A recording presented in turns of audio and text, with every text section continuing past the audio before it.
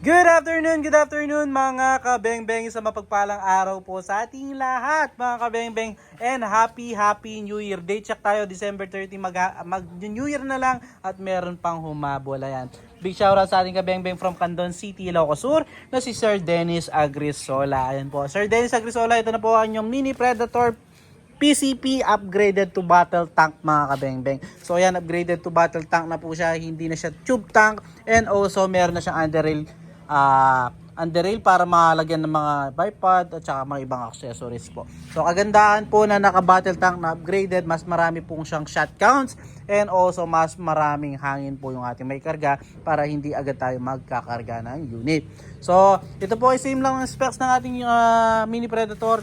18 inches pure steel barrel, side lever, 12 rounds magazine, folding buttstock, adjustable buttstock and adjustable hammer spring for easy tuning.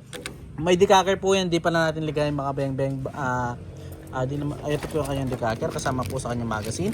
And also, regulated po yan, 1,800 PSI output, 3,000 PSI maximum input.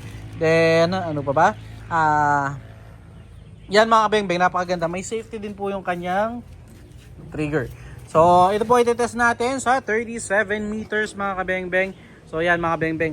Mini Predator lang pero test natin yan sa 37 meters. I-maximize po natin yung kayang ibigay ng ating unit. So, Sir Dennis Agrisola, ito po. Subukan na po natin ng yung unit. Gagamitin natin pellets. Hit your pellets po, undersized and sorted straight from the box ng mga bala. First shot po tayo. First shot. Second shot po.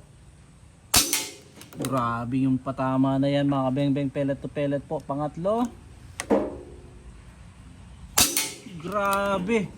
Isa sa pinakamagandang mini Predator yung nakita ko, itong unit ni Sir Dennis mga kabengbeng. Yan, one hole po talaga. Grabe, 5 shots mga kabengbeng, isang pellet, isang butas po yung pinupuntahan. So ginamit nating bala dito mga kabengbeng, meteor pellets. 5 out of 5 tayo, nakita nyo naman po mga kabengbeng. So ayan, kung makikita nyo sa scope, talagang grabe patama ng unit ni Sir. Ayan mga kabengbeng, makikita nyo, Sir Dennis Agrisola. So salamat po sa tiwala na Sir.